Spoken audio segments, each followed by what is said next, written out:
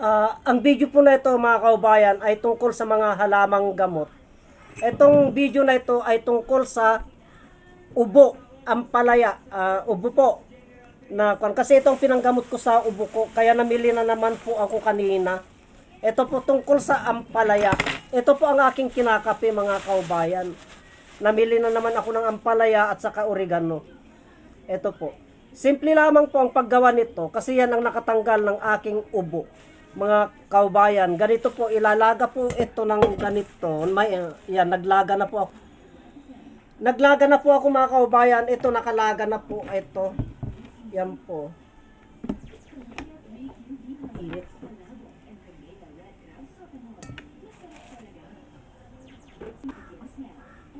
Ampalaya, tangkay ng ampalaya po.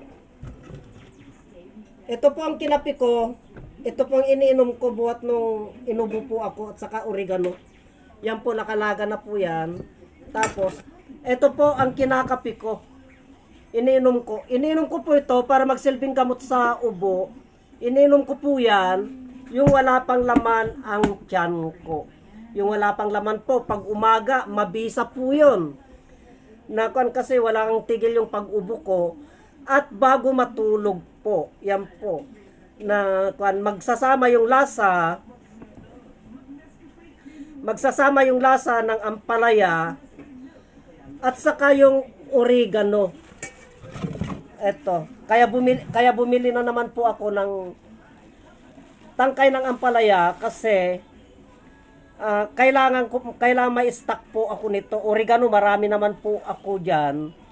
Yan.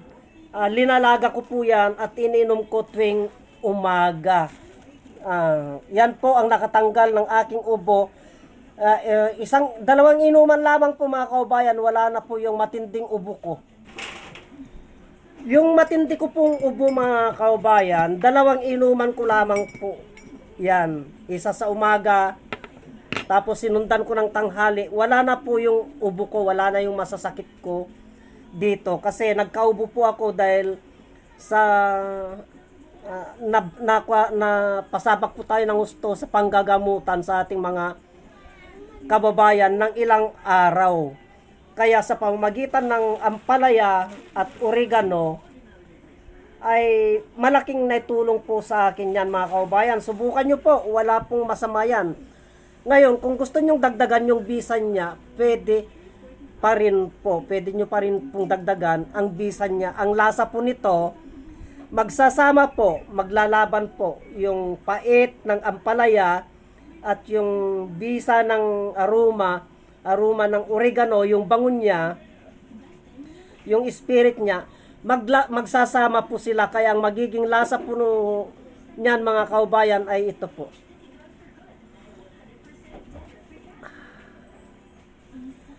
Mapait-pait po na medyo parang may mentol. Kayang-kaya po ang pait niyan. Kayang-kaya nyo po yung pait niyan mga kaubayan kasi halamang gamot yan. Pwede nyo din pong dagdagan ng gayabano. Katulad ng mga una kong videos noon, pwede nyo dagdagan ng gayabano, bayabas, kung matindi na po yung ubo, gayabano, bayabas, at honeybee. Pwede nyo pong dagdagan yan mga kaubayan kasi marami po tayong benepisyong nakukuha sa mga halamang gamot. Mas maganda po pag uminom po kayo nito, yung medyo mainit-init po, halimbawa Makati po dito nyo, Makati po dito,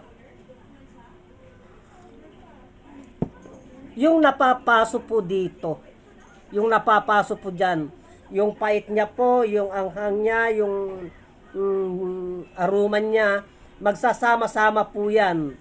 Babaklasin po nila yan, tatanggalin po nila yung makakati dito, lalong-lalo na po kung sumasakit na yan. Wala pong masama yan mga kababayan kasi herbal po ito, halamang gamot po lamang ito. Marami pong benepisyo na natatanggal sa loob ng ating mga katawan. Antabayanan nyo po kasi marami po akong ipapalabas na videos itong masusunod na araw kasi magpapalabas na po ako ng video na tungkol sa diabetic. Mabisang gamot sa diabetic po ay Isa pa pong mabisang gamot sa diabetic po ay yung apdo ng tilapia. Gagawa po ako ng video ngayon, itong araw na ito, mga kaubayan, at mapapanood nyo po yan, kasunod po ng apdo ng baka na may kakayahan po na kontrahin, hindi pataasin yung asukal natin sa loob ng ating katawan. Puro diabetic po yan, mga kababayan. Kaya hanggang dito na lamang po at marami pong salamat.